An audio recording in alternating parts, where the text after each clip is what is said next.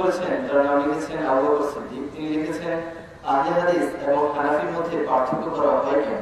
আপনারা যারা বড় মাপের আলেম রয়েছেন তারা কেন একত্রে আলোচনায় বসে সঠিক রাস্তাটি সমাধান করছেন না? আমরা সাধারণ মুসলমান যারা রয়েছি তারা আজ ইসলাম সম্পর্কে হতাশায় ভুগতেছি। আমি তো একজন কড়া হানাফি ছিলাম। বাংলাদেশের হানাফিদের উস্তাদ আমরা, আমার বংশটা আলিয়াওয়ালাদের উস্তাদ আমার বাবা, কমিওয়ালাদের উস্তাদ আমার নানা গোষ্ঠী। বাইতুল মোকাররম জাতীয় মসজিদের প্রথম খতিবটা আমার মামা মুফতি আব্দুল মহিদ সাহেব, লালবাগ মাদ্রাসার মুফতি। বঙ্গবন্ধু শেখ মুজিব নিজে ওনাকে বাইতুল মোকাররমের খতিব নিয়োগ করেছিলেন। মুফতি ফজলুল হক আমিনী ছিলেন আমার মামারই ছাত্র। এরপরে যারা আছে ছোটখাটো লক্ষ লক্ষ কওমি ওলামা আমার মামা গোষ্ঠীর ছাত্র, কড়া হানাফি সব। আবার আলিয়া এরা আমার বাবা গোষ্ঠীর ছাত্র। বর্তমান যে বাইতুল মোকাররমের খতিব উনি আমার বাবার কাছে পড়ছে, কিন্তু আমার বাবার আদর্শ কিছুই নাই হয়তো ওনার কাছে, আল্লাহু আলাম।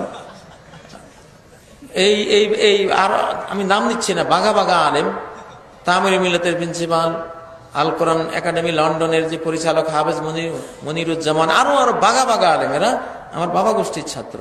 তো ওনারা তো হানাফি। তা আমি যে এই হানাফি ব্লক থেকে এসে আপনাদের এখানে বসে গেছি, এ দ্বারা কি বুঝলেন? যে এখন আর কোনো পার্থক্য নাই। ইনশাআল্লাহ পার্থক্য উঠে যাবে, আমরা এক হয়ে যাব। হানাফি আহলে হাদিস সব সহিহ হাদিস ওয়ালা হয়ে যাব ইনশাআল্লাহ।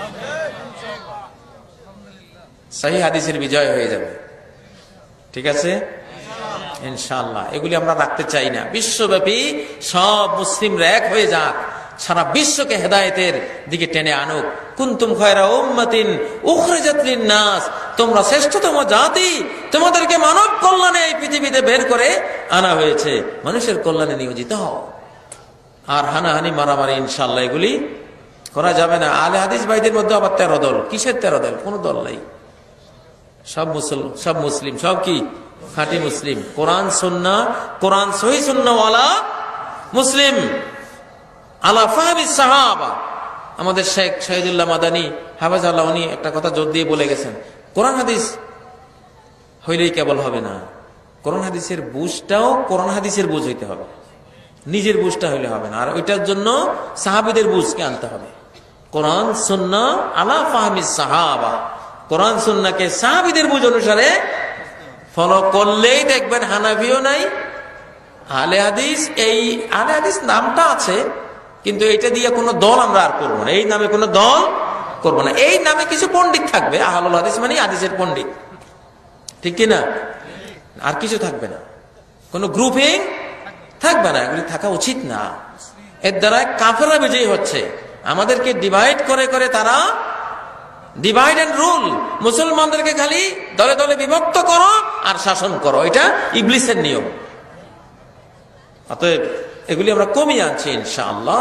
কোরআন এবং সহিহ হাদিসের ভিত্তিতে সারা বিশ্ব মুসলিম এক হয়ে যাবে ইনশাআল্লাহ, সেদিন বেশি দূরে নয়। আমার লক্ষ্মীপুর জেলায় একজন আহলে হাদিসও ছিল না। আহলে হাদিস কি আমি জানতামও না, আমার নজরে পড়ে নাই।